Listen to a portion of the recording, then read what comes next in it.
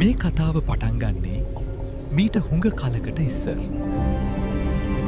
කතාව ගෙන එන්නේ ශ්‍රී ලංකාවේ තිබෙන ඉතාමත් ලස්සන සහ සාමකාමී ගම්මානයකින්. සෝමාවති ඒ ගමේ හිටපු ලස්සනම වගේම බොහොමත්ම අහිංසක තරුණිය. ඇගේ හදවත ගමේ ජීවත් වූ තරුණයෙකු සමඟ ආදරයෙන් බැඳී තිබුණා. එහෙත් ඒ ආදරය ඇයට සතුටක් ගෙන දුන්නේ නෑ.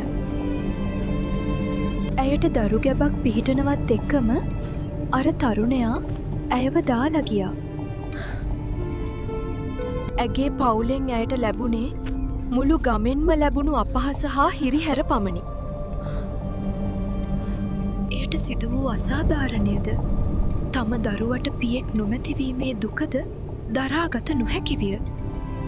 සෝමවති එක් රැලක ඒලොදු කළුගලෙන් පැනලා දිවි තොර කරගත්තා.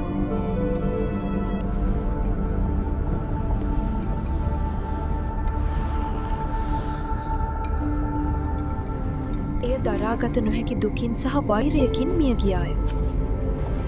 ඒ ආත්මයට සාමය නොලැබුණි. ඔවන් දවසක් රාත්‍රී කාලයේ පාළු පාරවල්වල සුසාන භූමි අසල තනිව යන පිරිමින්ට මෝහිනී හමුවෙනවා. ඔයාට පුළුවන්ද මේ බබා ටික වෙලාවක් අල්ලගෙන ඉන්න? ඒ බයට මේ මනුස්සයා එතනම ලෙඩවනවා.